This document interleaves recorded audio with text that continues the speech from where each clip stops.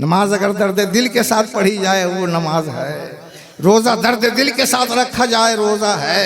ज़कात दर्द दिल के साथ दी जाए ज़कात है। हज दर्द दिल के साथ किया जाए तो हज है। लेन देन दर्द दिल के साथ किया जाए, हत्ता के बाल बच्चों की भी परवरिश दर्द दिल के साथ किया जाए तो ये नेकी है। दर्द दिल अगर नहीं है तो मक्कारी है, अय्यारी है, कोई फायदा नहीं। एक रस्म है जो निभा दिया गया। ये शऊरी ईमान का तकाजा है। निजात हो जाना और है तौहीद और रिसालत के अकीदे पर, लेकिन निजात के साथ साथ जन्नत में भी मस्तानगी बाकी रहे। आप क्या समझते हो? मस्ताने इसी दुनिया ही में मस्ताने रहते हैं, जन्नत में भी मस्तानगी का मुजाहरा होगा। मस्ताने वहां भी मस्ताने रहेंगे। जो यहां दर्द दिल के साथ हैं वहां भी दर्द दिल के साथ रहेंगे। और जो कारोबार कर रहा है कि इबादत करने से हमें जन्नत मिलेगी, हुराने जन्नत मिलेगी, वहां के फल फ्रूट मिलेंगे, वहां का घर मिलेगा सोना चांदी का, ये दर्द दिल वाली इबादत नहीं है। और दर्द दिल वाली इबादत तो ये है कि बुजुर्ग फरमाते हैं क्या जन्नत में नमाज होगी? एक बुजुर्ग ने एक बुजुर्ग से पूछा क्या जन्नत में नमाज होगी? जिक्र होगा वहां भी, सुभान अल्लाह वहां भी चलेगा, अल्हम्दुलिल्लाह वहां भी चलेगा, जन्नती जिक्र करेंगे। लेकिन नमाज की इबादत जिसमें खड़े होकर अल्लाह की अजमत का ऐलान होता है, थोड़ा सा झुक करके अल्लाह की ताज़ीम की जाती है, एहतराम किया जाता है, और मुकम्मल बंदगी जहां किसी के लिए झुकना जायज नहीं है वो सजदा है, वो सिर्फ अल्लाह के लिए खास है। ये दर्द दिल के साथ है। ये नमाज जन्नत में होगी या नहीं होगी? तो बुजुर्ग ने कहा जन्नत में इबादत तो नहीं है, जिक्र है, इबादत तो यहाँ है। तो उस बुजुर्ग ने रोते हुए फरमाया जब नमाज नहीं होगी तो गुजर कैसे होगा जन्नत में? गुजर कैसे होगा? आज इतने सर है, कितने नमाजी हैं इसमें? यार क्या भिके हो, शर्म करने की बात है। अल्लाह की नेमतों में रहते हो, एक सांस अगर हवा गायब कर दी जाए ना, सांस अंदर से बाहर नहीं हो, हमारी जिंदगी का डोर खत्म हो जाए, टूट जाए।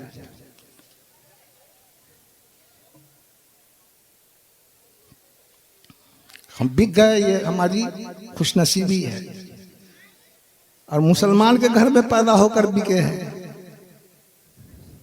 कोई मेहनत नहीं करनी पड़ी है ईमान लेने के लिए, और किसी को मेहनत नहीं करनी पड़ी है। सिद्दीक़ अकबर को भी बगैर मेहनत के अल्लाह के नबी ने ईमान दे दिया। लेकिन ईमान बचाने के लिए मेहनत करनी पड़ती है, दूसरों तक ईमान को पहुंचाने के लिए मेहनत करनी पड़ती है।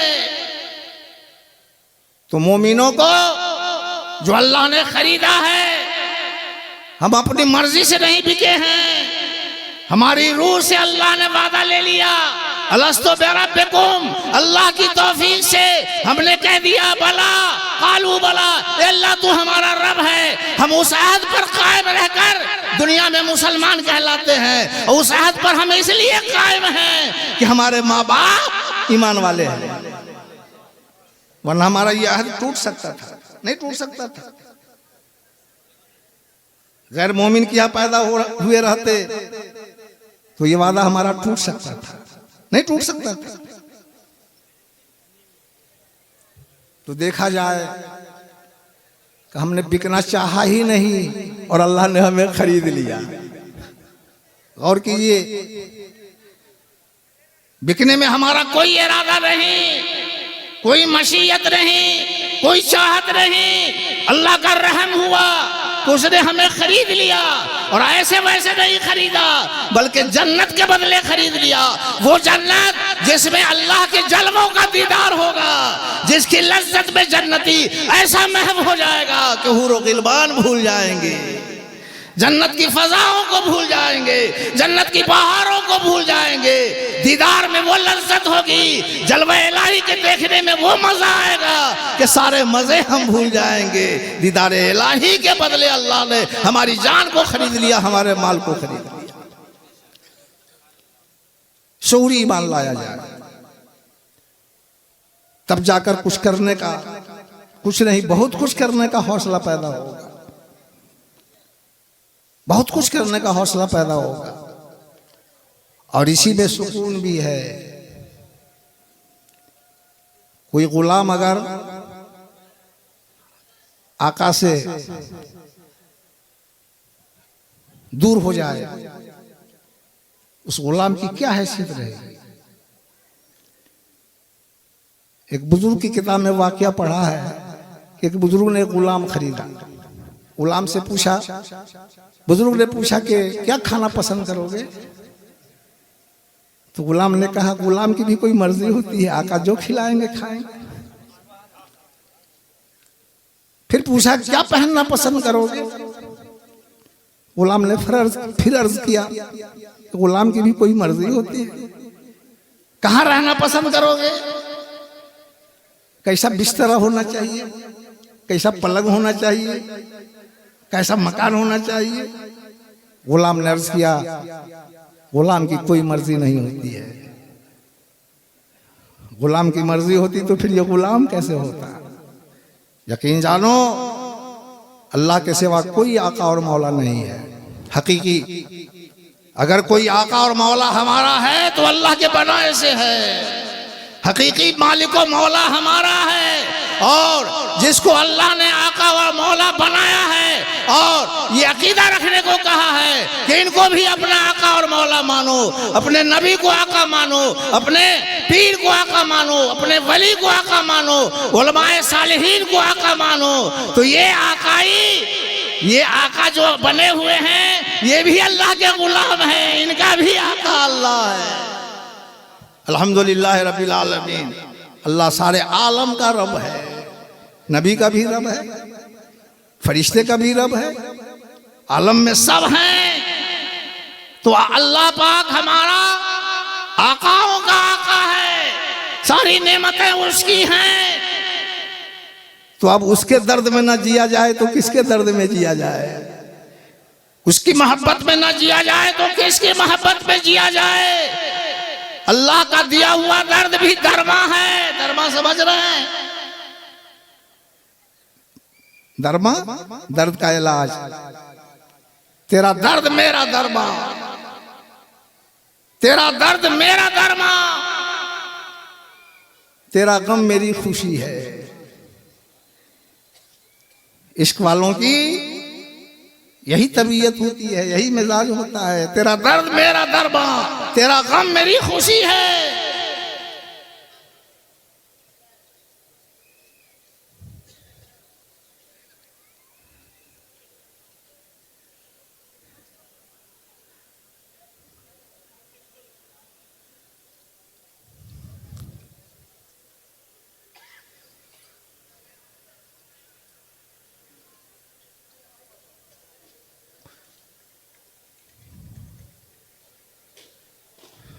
दुरूद शरीफ पढ़िए। अल्लाह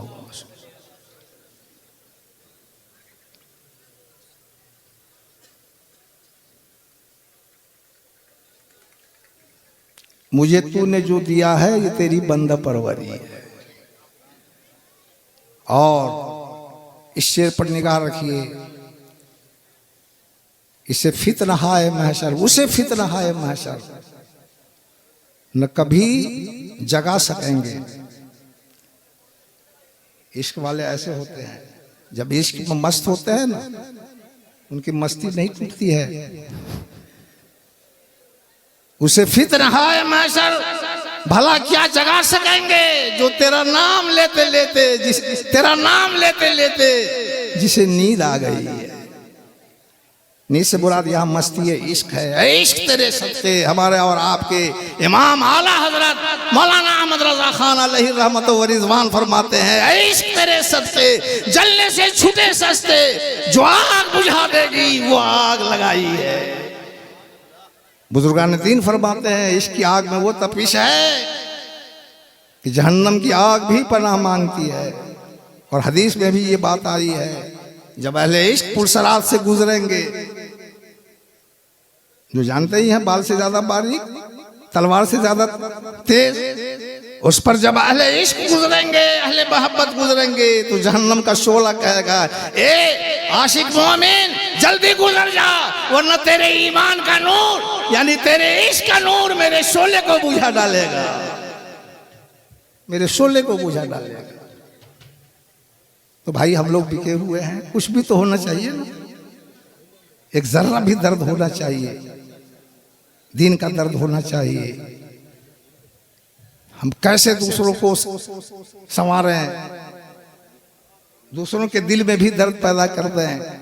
कुंतुम खैरा उम्मतिन उखरिजत लिन्नास तामरून बिल मारूफ व तनहौना अनिल मुनकर व तुमिनूना बिल्लाह। ये हम बिके हुए लोगों का काम ये है कि दूसरों को भी बिकवाने की तरगीब दें। तुम बेहतरीन उम्मत हो, इसलिए पैदा किए गए हो कि भलाई का हुक्म देते हो, बुराई से रोकते हो। क्यों? वतुमिनून बिल्लाह, इसलिए कि अल्लाह पर ईमान रखते हो। अहले दर्द हो तो जिसके दिल में दर्द नहीं है उसके दिल में भी दर्द को भेजने की कोशिश करो। ये हमारी जिम्मेदारी है। हम क्या कर रहे हैं? खुद गुनाह कर रहे हैं, दूसरों को गुनाह में मदद भी पहुंचा रहे हैं। औलाद गुनाह करा रही है, बीवी गुनाह करा रही है, भाई गुनाह करा रहे हैं। कुछ लोग तो ऐसे हैं जिनके पीर भी गुनाह करा देते हैं, मौलाना भी गुनाह करा रहे हैं। ऐसी बात नहीं है। यहाँ नफ्स भी शैतान बना हुआ है, दाएं बाएं आगे पीछे हर जगह शैतान का डेरा है। लेकिन जिस पर फजल रहमान होगा उस पर किसी शैतान का दाव नहीं चलेगा। जब नफ्स का दाव नहीं चलेगा तो बाकी शैतान कहां से आ जाएगा यार?